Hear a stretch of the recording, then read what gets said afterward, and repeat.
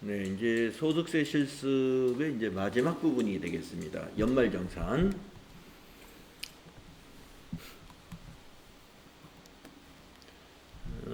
교재 444페이지 하단에 있는 I can 내용을 한번 읽어보고 하겠습니다. 자, 연말정산이란 무엇인가?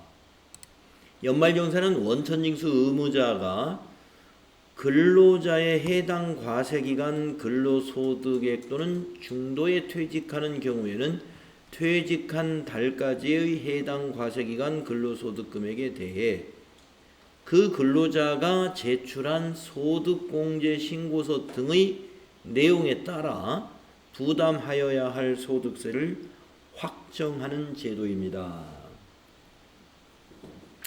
그래서 근로소득자들은 2월 달에 이 소득공제 신고서를 그 홈택스에 연말정산 자료를 이 얘기하는 겁니다.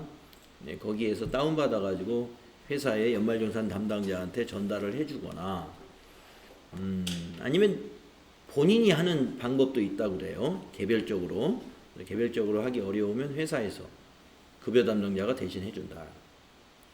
다만 여기 괄호 안에 있는 연말정산을 일용근로자는 연말정산이라는 걸 안 해요. 예. 별도의 정산을 필요 없습니다. 일용근로자는. 다음에 2번 둘 이상의 근무지가 있는 경우는 연말정산을 어디서 해야 되느냐? 네. 근무를 2개 이상에서 해요. 만약에 학원 강사다 그러는데 2군데 2개 학원에서 강의를 한다. 그러면 어떻게 해야 되느냐? 근무처가 2 이상인 이중 근로자는 주된 근무지와 종된 근무지를 정하여 근무지 신고서를 주된 근무지의 원천징수 의무자를 통하여 관할 세무서장에게 제출하면 됩니다. 그러면 대개 주된 근무지는 어디로 할까요? 좀 근무를 더 많이 하는 장소를 하겠죠? 또한 주된 근무지 원천징수 의무자는 종된 근무지 원천징수 의무자에게 그 사실을 통보한다. 그래서 원천징수 의무자는 누구를 말하는 거예요? 회사를 말하는 거죠. 회사가 원천징수 의무자니까 주된 근무지의 원천징수 의무자는 종된 근무지 원천징수 의무자에게 아무개씨 우리가 연말정산 하겠다라고 이 얘기 해줘야 된다 이겁니다. 다음에 3번째 재취직자의 연말정산. 재취직자라는 것은 뭐냐면은 아까 성동일 씨가 우리 회사에서 그 8월 25일 날 급여를 받고 8월 달까지 근무한 거예요. 그리고 퇴사해가지고 9월이나 10월 달에 아니면 그 다음 달에 다른 회사에 또 취업을 할 수도 있죠. 그게 바로 재취직입니다. 해당 과세기간 중도에 퇴직을 하고 새로운 근무지에 취직한 근로소득자가 종전 근무지에서 해당 과세기간의 1월부터 퇴직한 날이 속하는 달까지 받은 근로소득을 포함하여 근로소득자 소득공제 신고서를 제출한 때에는 현 근무지 원천징수 의무자는 전 근무지의 근로소득과 합산하여 연말정산을 하여 소득세를 원천징수해야 된다. 그러면 전 근무지의 근로소득 합산을 하려면 뭐가 필요해요? 퇴직할 때 그 아까 우리 정산한 자료 있죠? 그거 인쇄해가지고 퇴직자한테 하는 거 주는 거예요. 만약에 퇴사할 때 못 받아왔다 그러면 연말정산 이제 옮긴 회사에서 연말정산할 때 그 회사에 이 얘기해서 연말정산 자료를 뭐 팩스로 보내달라든가 이메일로 보내달라든가 해서 받아야 됩니다. 그래서 그 자료가 전 회사에서 받은 급여 자료, 그 다음에 세금 납부한 자료 이런 것이 거기에 있는 거죠. 그러면 이제 현재 근무하고 있는 회사에서 연말정산할 때는 그 자료를 함께 입력해가지고 연말정산을 같이 해야 된다. 소득을 합쳐야 되니까. 자, 그래서 우리가 연말정산이란 무엇이고 또 원천징수 의무자는 2 이상일 때는 어떻게 해야 되고 또 재취업을 했을 때는 합산을 해야 되니까 무슨 서류를 제출해야 된다 하는 것을 우리가 알아봤습니다. 자, 다음 페이지에 있는 이 프로세스는 이걸 해보지 않고 이걸 외운다는 건 좀 힘들어요. 그래서 간단히 그냥 그 설명을 좀 드려보면은 이 연말정산 자료가 최종적으로 그 모아지는 곳은 이곳입니다. 이게 정산명세라고 하는 거죠. 정산명세라고 하는 이 탭에서 최종 그 정산 결과가 이 양식에서 집계가 됩니다. 그러면 이제 입력은 서로 분산돼서 입력을 해요. 예를 들어서 소득명세 탭에서는 의료비 세액공제 받을 수 있는 의료비 자료, 신용카드 소득공제 받을 수 있는 소득공제 자료, 또 기부금 세액공제 받을 수 있는 거, 뭐 이런 것들을 입력을 한다는 거죠. 그리고 연금 투자 명세라든가 월세액 명세는 여기 정산 명세에다 직접 또 입력을 해요. 직접. 자, 그래서 이 그림을 뭐 일부러 이렇게 외우려고 할 필요는 없을 것 같습니다. 프로그램 쓰다 보면 자연히 알게 되고요. 시험에서는 또 친절하게 예를 들어서 의료비를 입력한다 그러면 의료비는 어디다 입력하라 하고 다 문제에서 알려줍니다. 네. 그래서 나중에 이건 참고하시기로 하고, 연말정산 근로소득 원천징수 영수증이라 하는 것은 우리가 이제 이 정산 명세를 말하는 겁니다. 근로소득자로부터 제출받은 근로소득 공제 신청서에 의해 연말정산에 필요한 추가 자료를 입력하는 메뉴가 근로소득 원천징수 영수증이라는 메뉴다 이거죠. 계속근무자의 연말정산일 경우 연말, 중도퇴사자의 연말정산일 경우는 중도, 전체 사원의 연말정산 내역을 조회할 때는 총괄을 가서 조회하면 모든 사원이 다 나타난다 이겁니다. 우리 직접 해보도록 하고요. 그래서 정산연월, 귀속기간 뭐 이런 것을 불러내면 됩니다. 화면 보지 않고 이걸 보는 건 좀 힘드니까 지나가시고. 그래서 이제 굉장히 큰 표가 나오네요. 446페이지부터. 이건 사실은 우리가 정산명세 탭에 어떤 것들이 있다 하는 것을 보여주는 건데, 이거 이제 뭐 우리 이게 소득공제라든가 또 세액공제에 대해서 앞에서 이론을 이미 배웠습니다. 그래서 이거는 그것으로 대신하면 될 것 같아요. 다시 여기서 신용카드 소득공제의 내역이 어떻게 되는 것이고 세액감면이 뭐가 있고 또 특별세액공제의 연금계좌 또 보장성 보험에 대한 세액공제, 의료비 세액공제, 교육비 세액공제 이거 다시 설명을 하지 않을 거예요. 이론 때 다 한 것이에요. 그래서 쭉 패스하겠습니다. 패스하고 소득명세 탭이라는 게 있다는 건데요. 소득명세 탭 이것도 이제 입력하면서 다 알게 됩니다. 소득공제 탭에서도 할 일이 있다. 소득공제 탭에서도. 네. 또 의료비 탭도 있다. 이거 의료비 탭. 기부금 탭도 있고 신용카드 탭도 있고 연금 투자 명세 탭도 있고 월세 명세 탭도 있다. 입력하는 화면을 지금 쭉 설명했습니다. 자, 그런데 451페이지에 가니까 아주 중요한 표가 하나 있네요. 이제 연말정산할 때 여러분이 이 표를 제대로 기억하고 있어야 됩니다. 여기서 참고사항이라고 그랬는데 참고사항 그야말로 중요한 거죠.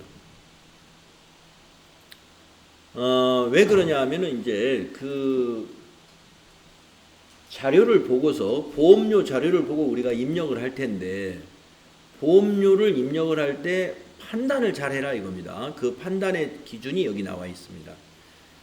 자, 보험료는 나이 요건도 봐야 되고 소득 요건도 봐야 되고 근로기간에 지출한 비용인가 또 봐라 이겁니다. 그러니까 보험료 영수증을 봤는데 피보험자가 이제 만약에 뭐 큰아들로 돼 있어요. 소득자의 큰아들. 근데 나이 요건 보라는 건 뭐냐? 우리가 기본공제 대상자의 그 나이 요건을 말하는 거예요. 그 큰아들이 20세 이하인가를 봐라 이거죠. 20세 이하인지. 예. 자녀라면은 20세 이하인지 봐라. 또 피보험자가 어머니나 아버지로 돼 있어요. 그렇다면은 어머니나 아버지가 만 60세 이상이 되었는가 봐라 이거죠. 이런 것이 나이 요건 얘기입니다. 소득 요건도 봐라. 소득 요건도. 그러니까 이 두 개를 합치면 뭐예요? 기본공제, 소득공제 대상자가 아니면 보험료 세액공제는 없다 이런 얘기고요. 또 하나는 어찌 보면 당연한 거지만 그 보험료를 근로기관에 지출한 것이냐. 그러면 지금 2020년도 분에 연말정산을 한다고 하면은 여기서 말하는 근로기간은 2020년도니까 2020년 1월 1일부터 2020년 12월 31일 안에 보험료를 지출했느냐 이걸 확인하라 이런 얘기입니다. 대부분 다 근로기간에 지출한 것만 적용을 시켜줍니다. 딱 두 가지가 예외예요. 하나는 기부금이 근로기간이 아닌 작년에 지출했는데 작년에 한도를 초과해가지고 세액공제를 못 받았어요. 그러면 2월을 시켜서 그래서 근로기간 지출이 아닌 과거에 지출한 것도 해주는 게 기부금입니다. 또 하나는 연금저축. 예, 이 연금저축에 관한 세액공제도 이것도 과거에 전기에 한도를 초과해서 못 받았다면 이것도 역시 이어서 올해 받을 수 있다. 이 두 개 빼고는 전부 다 단기에 지출한 겁니다. 자, 기부금을 보면은 나이는 안 따진다 이겁니다. 나이는 안 따져요. 아까 그 자녀 24세 된 대학생을 볼까요? 자, 24세 된 대학생이 교회에 가서 헌금을 냈습니다. 10만 원 헌금. 예, 1년에 10만 원 헌금 냈다고 볼까요? 그래서 교회에 가서 그 10만 원 헌금 냈다는 그 기부 확인서를 받아왔어요. 그러면 나이 요건을 보니까 24세네. 근데 나이는 안 따진다. 소득만 없으면 기부금은 전부 세액공제 대상이 된다 이겁니다. 나이에는 상관이 없다 이거. 예, 부모도 마찬가지, 자녀도 마찬가지. 나이는 안 따진다. 교육비도 소득만 보고 나이를 안 따져요. 그러니까 대학생들 수업료도 교육비 세액공제로 입력을 하는 거예요. 자, 그런데 여기 비곤안에 또 특이사항들이 있습니다. 아까 기부금에서 보면은 다른 기부금 말고 정치자금 기부금의 경우는 본인 것만 입력해야 된다. 이거 본인 것만. 다른 사람 정치자금은 해당이 없다는 거고요. 교육비에서 특이사항을 보면은 직계 존속에 관한 교육비는 입력해서는 안 된다. 해당이 안 된다는 거죠. 직계 존속의 교육비는. 직계 비속, 형제까지는 돼요. 직계 비속과 형제까지. 자, 그 다음에 신용카드는 교육비하고 똑같이 나이는 안 보는데 소득을 봅니다. 그러니까 대학생 자녀가 아직 학교를 다니기 때문에 신용카드를 만들어 줘가지고 서점에서 책도 사고 식당에서 밥도 먹고 그런단 말이에요. 그러면 그 돈이 누구 돈이에요? 아버지 돈이겠죠. 소득이 없는 학생이니까. 그러니까 신용카드 사용금액 같은 경우는 나이 요건을 안 보는 거예요. 그러나 소득 요건은 본다. 만약에 그 대학생이 1년에 100만 원 이상의 소득금액이 있다고 한다면 그러면 자기가 벌어서 쓴 거 아니냐 해서 공제를 안 해준다는 겁니다. 자, 신용카드에서 특이한 것은 교육비에서 특이한 것이 직계존속은 불공제하듯이 신용카드는 또 형제자매는 안 돼요. 뭐 소득이 없거나 나이 요건이 된다 하더라도 형제자매는 일단 신용카드 사용금액에서 제외해요. 자, 가장 너그럽다고 할까요? 의료비입니다. 의료비는 나이도 안 따져요. 소득 요건도 안 따집니다. 부양가족 틀 안에 들어있는 사람은 다 되는 거예요. 부양가족 틀 안에. 나이하고 소득 요건 안 따져요. 그러니까 본인, 배우자, 그 다음에 형제자매, 또 위로 올라가면 직계존속, 밑으로 내려가면 직계비속 모두 된다 이거예요. 모두. 이제 의료비에 대해서는 그만큼 폭넓게 적용을 해준다는 겁니다. 다음에 주택자금은 이런 걸 볼 필요가 없어요. 연금저축하고 주택자금과 연금저축은 항상 본인 것만, 본인 명의 것만 되기 때문에 뭐 나이 요건, 소득 요건, 부양가족권은 일체 안 된다 이거죠. 주택자금 본인 거, 연금저축도 본인 명의의 지출분만 된다. 그래서 이 표가 굉장히 중요합니다. 예. 자, 그 다음에 요것도 중요하긴 한데, 요거는 이렇게 기억을 하면 돼요. 신용카드하고, 이게 신용카드가 소득공제인데, 신용카드하고 또 세액공제를 중복으로 해주는 게 뭐가 있을까? 신용카드를 가지고 병원 의료비를 지출했다. 이런 거는 그러면 의료비 세액공제도 해주고 신용카드 사용금액에 대한 소득공제도 해주느냐? 해준다 이겁니다. 자, 여기 의료비 보세요. 신용카드로 의료비를 계산했어요. 그러면 신용카드 공제 동그라미가 뭐예요? 양쪽 다 해주겠다 이 말이에요. 네, 양쪽 다 해주겠다. 자, 먼저 해주는 것만 볼까요? 자, 신용카드로 학원비를 결제했대요. 학원비. 자, 학원비를 적용시켜주는 것은 취학아동은 안 됩니다. 취학 전 아동만 해줘요. 그러니까 정규 학교인 초등학교 입학생부터는 학원비는 안 해줍니다. 그러니까 원래 여기 보면은 취학 전 아동만 가능하다고 여기 별도로 있죠. 해준다 이겁니다. 해준다. 그러면 왜 학원은 해줄까? 학원이 현금만 받으려고 하니까 아마 저 과세기관 입장에서는 아주 신용카드를 좀 많이 쓰게끔 해서 부모들이 신용카드를 많이 쓰게끔 해서 학원의 매출액이 좀 드러나게끔 해야 되겠다. 아마 그런 의도가 있을 거예요. 네, 뭐 교육비에 대해서 뭐 학원에 대해서 특별히 학원을 국가가 지원해주기 위해서 이런 제도를 만들 리는 없겠죠. 학원의 매출을 드러내게끔 하려고 이거 세액공제하고 신용카드 공제 다 되는 거니까 학부모님들 학원에 가면 신용카드로 결제하세요. 이런 그 취지가 여기 담겨 있는 거라고 보시면 돼요. 어린아이들만 돼요. 취약전 아동만.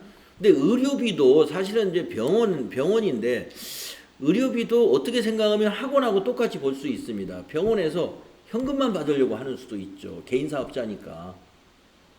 병원도. 그렇기 때문에 이것도 양쪽으로 해주는 거 아닐까. 그런 의심이 가요. 그런데 좀 좋은 면에서 보면, 의료비는 굉장히 아파서 가는 거잖아요. 그래서 좀, 양쪽으로 혜택을 주지 않을까. 그런 면도 좀 있습니다.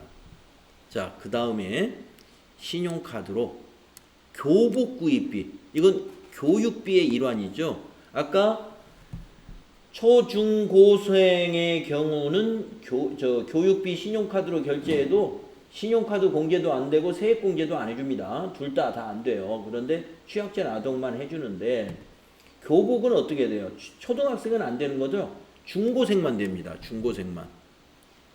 그래서 다 해줘요. 교복도. 자, 왜 다 해줄까? 교복점하고 국가가 뭐 특별히 친해서 그럴까요? 제 생각에도 교복도 개인 사업자다 보니까 현금 받으면 매출액 신고를 안 할 수가 있어요. 그러니까 신용카드로 결제하게끔 해서 교복 사업자들의 매출액을 드러나게끔 하려고 하는 것 같다. 이런 식으로 좀 왜 그럴까를 생각을 해보면 여러분이 양쪽으로 다 해주는 거 의료비, 취약전 아동 학원비, 중고등학생 교복비는 양쪽으로 다 해준다. 나머지는 아무것도 안 돼요. 양쪽으로 다 해주는 거 세 가지.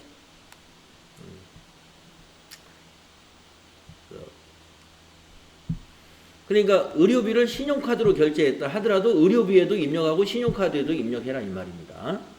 또 취약전 아동의 학원비를 신용카드로 결제했어요. 신용카드 난에도 입력하고 의료비 난에도 입력하면 된다. 역시 교복을 신용카드로 결제했어요. 신용카드 난에도 입력하고 교육비에도 입력해라. 이런 의도, 이런 것입니다. 이 세 개를 왜 양쪽으로 인정해 주는가를 한번 생각해 보시면 될 것 같아요. 자, 그 밑에 있는 표는 어느 탭에 가서 뭘 입력하라는 거예요. 근데 이걸 어떻게 다 이걸 외웁니까? 이 프로그램을 많이 써봐야 아는 거고요. 이걸 외운다는 것은 무의미합니다. 그래서 이거 외우지 마시고 AT 시험에서는요. 우리 AT 시험에서는 굉장히 신사적이에요. 이런 거는 예를 들어서 신용카드 자료를 줬다 그러면 무슨 그 메뉴 이름을 다 알려줍니다. 그래서 걱정하지 마시고 시험은 볼 수가 있고요. 요거는 이제 그 어느 탭에 뭘 입력한다는 걸 정리해 놓은 표입니다. 그래서 여러분이 기억해야 될 거는 위에 있는 표하고 여기 있는 표. 요 두 개는 중요하고 이거보다는 이게 훨씬 더 중요하다. 자, 그러면 이제 수행을 한번 해봅시다. 자, 김현철 씨만 연말정산을 한번 해보죠. 다음 제시된 국세청 제공 자료와 증빙 자료를 보고 소득명세, 소득공제, 의료비, 기부금, 신용카드, 연금저축, 월세액 및 정산명세 작성을 수행하시오. 자, 김현철 씨 연말정산 자료 1번에 국세청 자료라는 게 이런 겁니다. 이게 국세청 여기 마크 붙어 있고요. 이게 국세청 자료예요. 그래서 뭐가 있냐면 신용카드 사용금액이 있네요. 자, 우리 프로그램을 실행해가 띄워가지고요. 연말정산은 어디서 하느냐면은 이 메뉴에서 합니다. 연말정산 관리의 첫 번째 메뉴인 연말정산 근로소득 원천징수 영수증, 여기에서 다 할 수 있어요. 자, 클릭하시고 연말정산 근로소득 원천징수 영수증입니다. 자, 우리 전부 불러낼 때 어떻게 한다고 그랬죠? 전사원 불러내면 됩니다. 메뉴에 전사원 불러오시겠습니까? 예. 다 불러냈습니다. 완료되었습니다. 확인 누르고 김현철 선택해서 김현철부터 하겠습니다. 자, 지금 신용카드가 거기 있었죠? 자료가, 첫 번째 자료가. 그러면 오른쪽에 있는 여기 탭을 먼저 쭉 보세요. 이렇게. 그랬더니 여기에 여기 있죠. 신용카드 그 탭을 누르면 돼요. 누르면 됩니다. 자, 신용카드에서 우리가 알아야 될 게 형제자매가 쓴 건 안 된다는 거 기억하시죠? 형제자매 쓰는 건 나이는 안 따지지만 소득은 따진다고 그랬죠.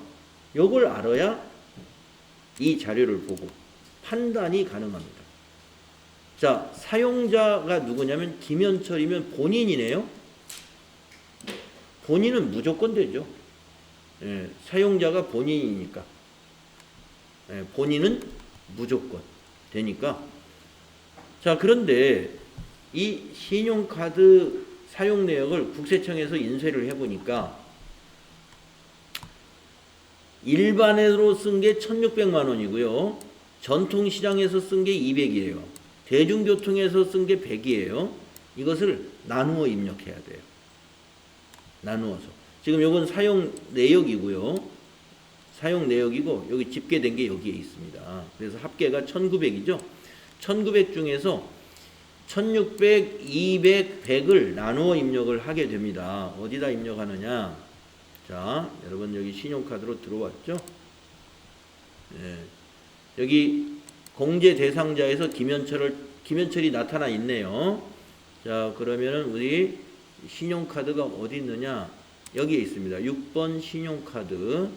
그 다음에 전통시장은 어디 있느냐? 여기 있습니다. 여기 전통시장, 대중교통 여기 있고.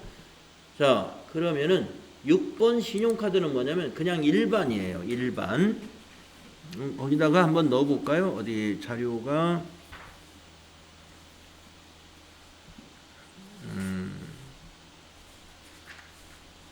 네, 폈습니다. 1600. 국세청 자료 줄에다 넣어야 됩니다. 여기 국세청 자료라고 여기 첫 번째 줄이 국세청 자료죠. 네. 그 다음에 전통시장은 여기다 입력합니다. 200만원. 그리고 대중교통은 그 옆에 11번에 있는 거기다 입력합니다. 이게 왜 그러냐면 그 전통시장이나 대중교통이 더 많은 그 소득공제율을 적용해 주거든요. 그래서 이것을 따로 구분해서 입력을 하고 있습니다. 예. 이렇게 세 군데로 나눠 입력하면은 여기에 합계가 딱 나타나죠. 1,900만 원하고. 네. 그래서 본인 거니까 이거는 전부 입력해 주면 되는데 나눠서 입력해라. 전통시장, 대중교통, 신용카드를 나눠서 입력해라. 다음에 그리고 한도 계산이라든가 공제금액 계산은 자동으로 됐는데 궁금하시죠? 그래서 보면서 하겠습니다. 이것이 어디에 그럼 얼마나 소득공제를 해줄까? 1,900만 원을 다 해줄까? 그럴 리 없죠. 자기 급여의 몇 % 이상을 써야 되고 또 거기에서 또 일정한 공제율이 있단 말이에요. 그럼 얼마 공제해 주는지 가서 볼까요? 정산명세에 가면 벌써 나타나 있어요. 정산명세에 김현철 씨의 총급여가 보이면서 밑으로 쭉 보이는데 소득공제 부분에 신용카드 우리 입력한 것은 어디에 들어가 있느냐 하면은 42번에 여기에 들어가 있습니다. 1,900만 원을 이 사람이 1년간 신용카드를 썼는데 소득공제는 110만 원이 됩니다. 계산 근거는 여기 화살표를 딱 눌러보면 여기 계산이 돼 있어요. 자, 대중교통과 전통시장은 40%. 그래서 300만 원에 40%, 430이 120만 원. 그리고 일반은 15%. 그래서 240만 원. 그럼 120에다 240 하면 360만 원. 360만 원. 그런데 공제 제외 금액이 250이 있다 이거예요. 공제 제외 금액이. 이렇게 계산을 하니까. 그러면 360에서 250을 빼니까 소득공제 110만 원이 나온다. 여기 여기서 이렇게 다 계산을 자동으로 합니다. 그래서 그리고 이 사람의 최저 신용카드 사용 금액은 1,625만 원이었어요. 이 사람 총 급여의 25%를 곱하니까 이 금액이 나온 거죠. 근데 이 사람은 1,625만 원이 최저고 그런데 얼마 썼어요? 1,900만 원 썼죠? 그러니까 이만큼의 소득공제를 받을 수 있는 거였죠. 네, 확인 눌러서 이렇게 보시면 됩니다. 자, 두 번째 자료를 보겠습니다.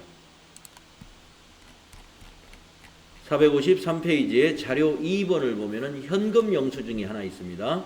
현금 영수증도 신용카드 탭에다 하는 거예요. 자, 사용자가 누구예요? 김두식. 자, 여러분 신용카드 안 되는 사람이 누구였죠? 형제 자매죠? 자, 그러면 김두식 씨가 누군가? 300만 원을 썼는데 그걸 보는 방법은요.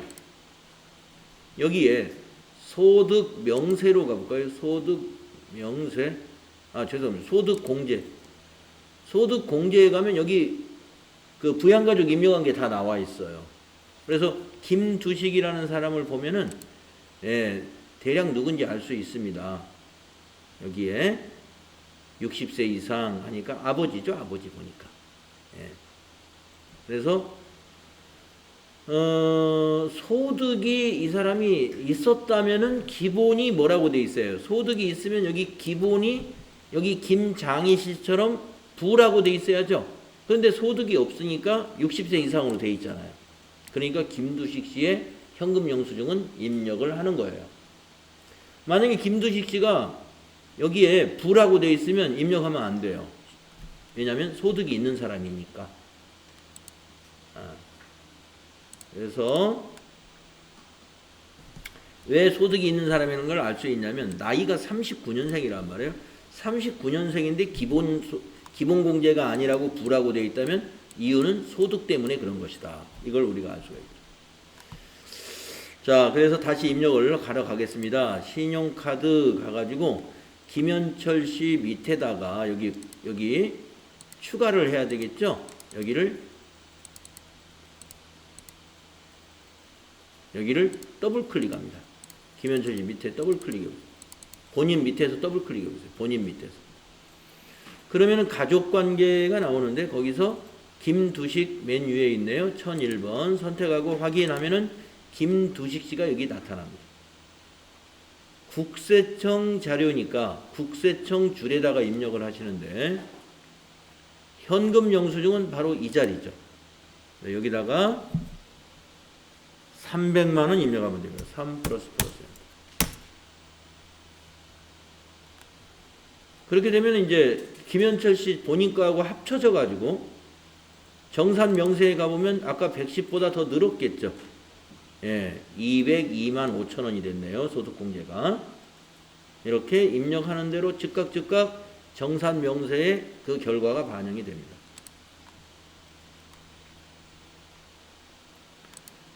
자, 가족이 많으면 이런 신용카드, 현금영수증 증빙이 가족 수만큼 많겠죠. 어린아이들 아니고 성인들은 다 신용카드나 현금영수증을 쓰니까. 다음에 자료 3번은 보험입니다. 보험. 네, 여기 보장성 보험이라고 되어 있죠. 자, 보험은 나이도 따지고 소득도 따진다고 그랬죠. 예, 그 양쪽이 동그라미 다 되어 있었어요. 보험. 자, 계약자는 돈을 내는 사람이고 뭘 봐야 되냐면 이 피보험자를 봐야 됩니다. 누구의 보험이냐 이죠.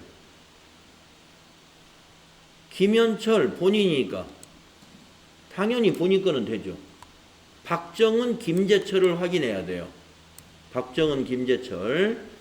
그래서 아까 거기에 가가지고 박정은, 김재철이는 이 김현철 씨하고 어떤 관계냐. 아니 어떤 관계가 아니라 기본공제 대상자냐. 이걸 확인해야 되겠죠. 기본공제 대상자가 아니면 보험료 입력할 수가 없어요. 그래서 소득공제 탭에 가가지고 박정은, 네, 기본공제 대상자. 또 김재철, 장애인, 기본공제 대상자 두 사람 다 입력을 하면 됩니다. 그래서 다시 그러면 어디다 입력하느냐? 보험료 탭이 안 보이네요. 지금 바로 여기 소득공제에 보입니다. 소득공제 우리 와 있죠? 여기 보험료 있잖아요.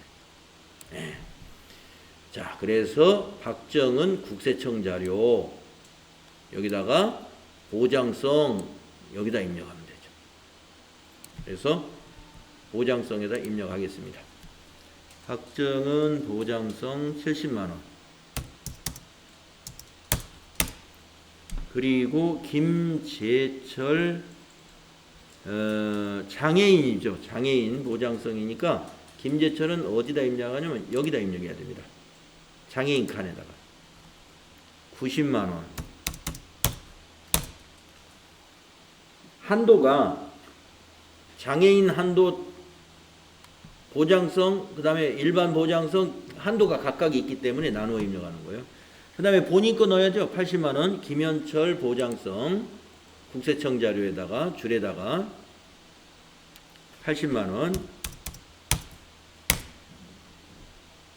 국세청하고 기타 줄 나눠져 있으니까 줄 잘 찾아서 넣어주면 돼요. 자, 그러면은 일반 보장성이 150만 원, 장애인 보장성이 90만 원 해가지고 240만 원의 보험료를 우리가 입력을 했습니다. 그러면 얼마의 세액공제가 발생할까? 정산명세 가볼까요? 정산명세 세액공제는 오른쪽에 있는 건데 240만원 보험 내가지고 세금은 이만큼, 세액에서 이만큼 공제해 준다. 25만 5천 원이 세액공제. 그래서 산출 내역을 볼 때는 여기 화살표 눌러보시면 여기 밑에 작성 및 한도에 대한 설명이 나옵니다. 이런 기준으로 계산을 했더니 이렇게 나왔다. 그래서 25만 5,500원을 산출세액에서 공제하게 됩니다. 자, 그래서 이건 제외되는 사람이 거의 없네요. 자, 그러면 또 다음 자료 4번. 의료비네요. 의료비는 굉장히 너그럽죠. 웬만하면 다 돼요. 의료비. 환자가 김현철 본인이니까 당연히 되죠. 자, 의료비 안경 없고 그러면 80만원 의료비 탭에다 입력하겠습니다. 자, 김현철 어디다 입력하느냐? 의료비 탭 따로 있어요. 거기 가서 여기 부양가족 관계코드의 첫 번째 셀을 더블 클릭을 해서 김현철을 찾아요. 확인. 국세청 자료는 상호나 사업자 번호를 입력하지 않습니다. 의료 증빙 코드를 1번 국세청 이렇게 선택해 주시고 건수는 한 건으로 하면 돼요. 한 건. 그리고 거기다 지급액을 입력합니다. 지급액을 80만 원이죠? 예. 800 플러스. 그 밑에 보니까 의료비가 하나 더 있어요. 네. 여 밑에 보면은 의료비가 하나 더 있습니다. 자, 황순이. 자, 의료비는 말이죠. 이름만 있으면 다 돼요. 뭐 나이나 소득을 안 보기 때문에 황순이라는 분이 여기 소득공제에 이름만 있으면 다 된다 이거예요. 황순이 있어요. 있으니까 입력을 하면 됩니다. 의료비는. 자, 그런데 의료비 입력할 때 이거 좀 챙겨야 될 게 있네요.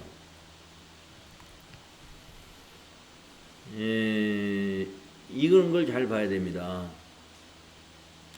혹시 미용으로 의료비를 썼는지. 미용은 없네요. 그런데 이걸 봐야 돼요. 안경은 1인당 한도가 있어요. 그래서 1인당 1년에 50만 원까지만 의료비로 인정을 해주거든요. 안경은. 그러니까 이건 70만 원을 입력하면 안 돼요. 그래서 황순희 씨 의료비는 결국에 얼마를 입력해야 되느냐? 400이 아니라 380이라고 입력해야 된다 이겁니다. 국세청 자료죠. 네. 그래서 황순희 씨 380만 원을 어떻게 입력하느냐? 의료비 탭에 김현철 밑에 본인 여기를 더블 클릭해서 황순희 확인 눌러주시고 지급처 상호나 이런 거는 국세청 자료는 입력을 안 해요. 여기를 국세청으로 하고 1번 해주고 380만 원이만 입력을 한다. 그 오른쪽에 난임시술, 중증질환, 산후조리원 이런 것은 해당 사항이 있을 때만 동그라미로 바꾸고요. 해당 사항이 없으면 그대로 놔두면 됩니다. X로. 건수는 어떤 걸 건수? 건수는 바로 말 그대로 의료비 이게 몇 건이냐 이거예요. 예, 그러니까 예를 들어서 A라는 무슨 여기 이천내과라는 병원이 있다. 근데 이천내과에 내가 8월 달에도 한번 병원에 갔었고 또 10월에도 한번 갔었고 12월도 갔었고 1년에 3번 갔어요. 그러면 3건이에요. 3건. 똑같은 예, 여기에 상호 이천내과 사업자 번호 여기다 3건 해가지고 3건의 의료비 얼마. 그건 안경 한 거는 따로 건데 국세청 자료는 건수를 무조건 한 건으로 입력합니다. 네, 지금 여기는 두 건인 거죠, 사실은. 자, 황순희 씨가 이 손 무슨 병원에 이렇게 했고, 또 무슨 안경에서 이렇게 해서 이게 한 건, 이게 해서 이게 두 건인 셈이죠, 이게. 그러나 우리가 매뉴얼이 어떻게 되어 있냐면 국세청 자료는 그냥 모두 한 건으로 한다. 근데 이게 국세청 자료가 아니고 어느 한 병원 자료다 그러면 병원에서도 날짜별로 몇 월 며칠 날 뭐 얼마, 몇 월 며칠 날 뭐 얼마 이렇게 해줄 거란 말이에요. 그래서 그때는 건수를 나눠서 입력합니다.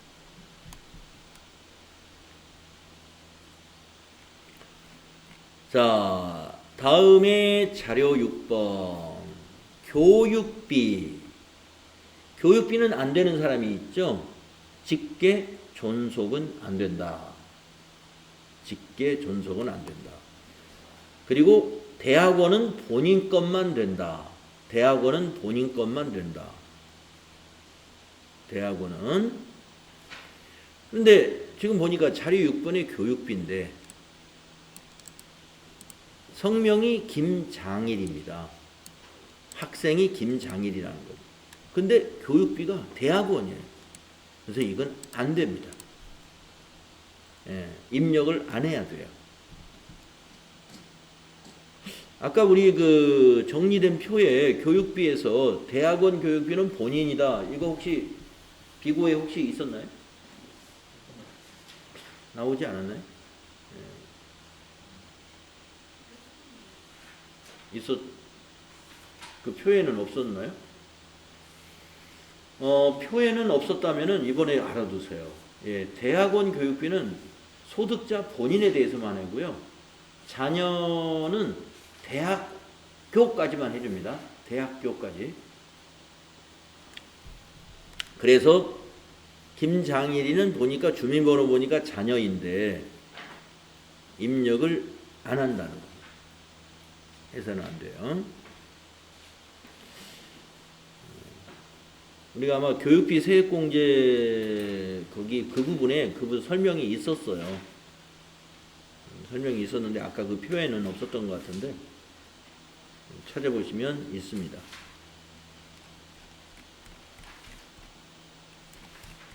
자료가 많네요.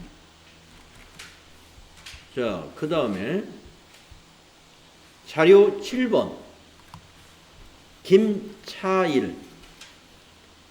여기도 교육비입니다. 대학교는 돼요. 대학교. 자, 김차일이도 자녀네요. 주민번호 보니까. 그래서 김차일이가 소득이 있는가만 보면 돼요. 김차일이가 소득이 있으면 안 되니까. 입력을 하면 안 되니까. 그래서 어떻게 봐요? 소득공제의 기본이라는 곳을 봤을 때 김차일이가 부로 되어 있는가 보면 부가 아니죠? 20세 이하로 되어 있네요. 그러면 입력한다. 그러면 교육비가 어디 있어요? 여기 소득공제에 보험료 옆에 의료비, 그 옆에 교육비가 있습니다. 쭉 이렇게 밑에서 스크롤을 좀 해야 돼요. 그래서 김차일의 거기 위에 줄, 첫 번째 줄이 국세청 자료. 그래서 교육비 여기를 더블 클릭 한번 해볼까요?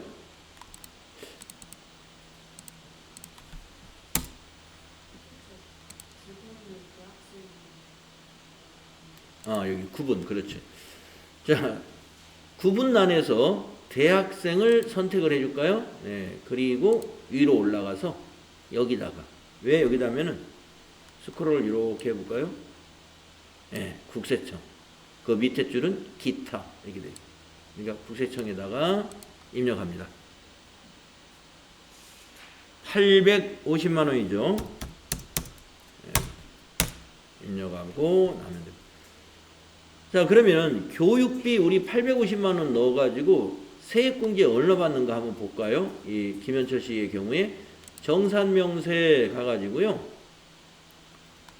아까 옆에 의료비 세액공제 그 밑에 보면 교육비 세액공제 850만 원 적혀 있고 127만 5천 원 세액공제 받네요. 아주 많이 받는 겁니다.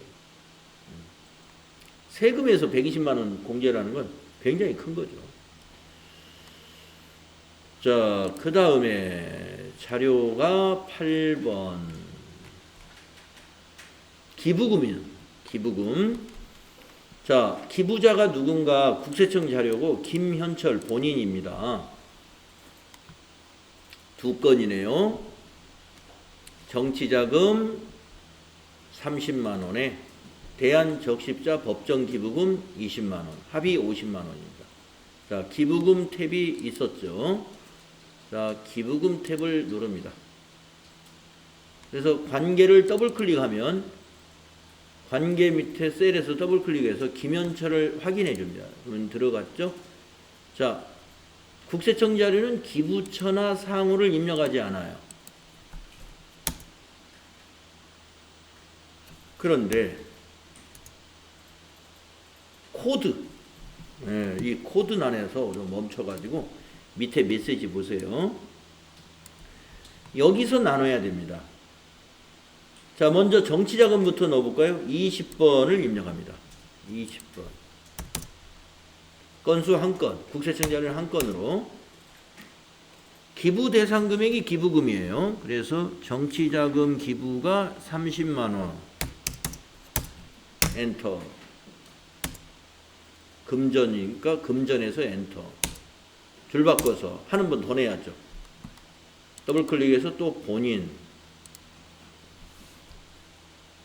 자, 이것도 국세청 자료는 상호나 사업자 번호를 생략합니다. 코드에서 이번에는 10번.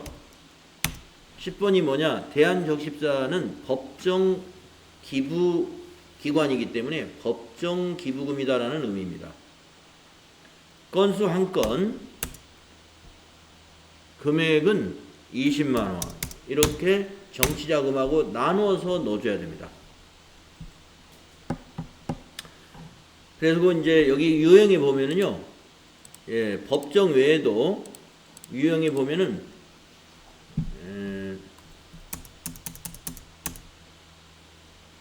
예, 코드에 보면 법정 외에도 교회나 성당에 낸 것은 41번 종교, 또 지정기부금이라고 있어요. 지정기부금은 40번, 법정기부금은 10번, 정치기부금 20번. 이 코드 밑에 메시지 보시고 잘 고르시면 됩니다. 자, 그러면 이 기부금은 조금 복잡합니다. 여기다 입력을 하고 나서 어디로 꼭 가야 되느냐 하면은 여기 두 번째 있는 기부금 조정 명세로 가야 돼요. 이것만 좀 다릅니다. 다른 거는 입력과 동시에 즉각 정산 명세로 반영이 되는데 기부금은 해당 연도 기부 명세에 우리 입력했죠? 그 두 번째 있는 기부금 조정 명세에 가가지고 이걸 눌러줍니다. 정산 명세 보내기. 공제액 계산해가지고 정산 명세 보내기. 여기가 정산 명세로 보낸다 이런 뜻이에요. 이걸 눌러야. 자, 눌러주고 계산표가 나옵니다. 그러면 우리가 입력한 게 정치자금 20만원, 법정기부 20만원. 정치자금은 30만원을 넣었지만 20만원과 10만원을 이렇게 쪼개져요. 10만원 이하는 세액공제를 거의 다 해줍니다. 9,909원을 해주죠. 세액공제를. 그런데 20만원, 10만원을 초과했을 때는 세액공제 3만원밖에 안 해주죠. 20만원에 대해서. 그래서 정치자금은 10만원만 정치자금 기부를 했을 때는 거의 10만원을 다 해주는 거예요. 그리고 초과한 것은 15%만 해줘요. 15%. 법정 기부금하고 똑같이 15%. 10만 원만 기부했을 때는 실수로 한 10,000원 정도 낸다고. 7만 원이요? 아, 10만 원. 10만 원이요? 예, 그렇죠. 실제적으로는 내 돈 한 9,000원 정도 나갔다. 이거. 왜냐면 99,900원, 91,000원 정도가 세액공제로 돌아오기 때문에 예, 한 만 원 정도, 예, 만 원 정도만 내 돈이 나갔다 이렇게 보시면 돼요. 자, 그러면은 이제 요 금액이 어디로 반영되느냐? 자, 밑에서 여기 공제금액 더하기 정산명세 반영을 한 번 더 눌러줍니다. 네, 그리고 예단추 눌러서 마무리 하시면 돼요. 그리고 어디로 가느냐? 정산명세 가보세요.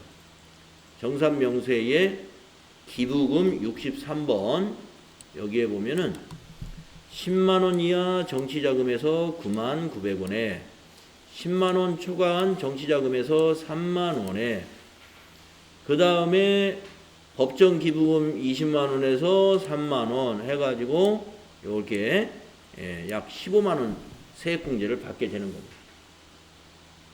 이거 다 합치면 15만원. 자, 이렇게 반영된 걸 봤죠? 이제 기부금만 좀 복잡합니다. 처음에 해당 연도 기부 명세에다 이렇게 입력을 하고 난 다음에 그 옆에 탭 기부금 조정 명세 가가지고 오른쪽 상단에 있는 공제액 계산 정산 명세 보내기라는 걸 눌러서 진행을 한다는 거. 그걸 좀 기억해 주셔야 돼요. 여기다 입력하고 쑥 지나가면 여기 정산 명세 반영이 안 돼 있어요. 그거 좀 특이하니까 기억을 해 주시고. 아, 끝났네요. 네. 그래서 우리가 정산한 거하고 책에서 정산한 것이 같은지 한번 확인하고 쉬었다 하겠습니다. 몇 페이지로 잠시 넘어가 보냐면은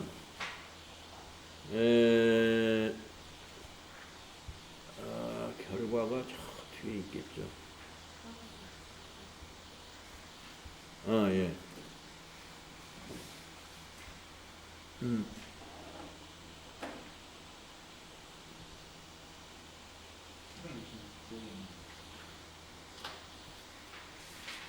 예.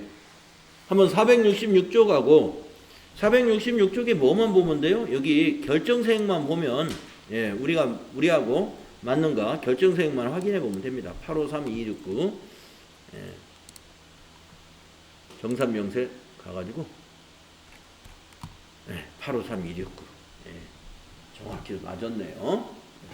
그래서 이렇게 한 사람 것 증빙을 보고서 이런 식으로 입력을 해가지고 이게 바로 결과예요.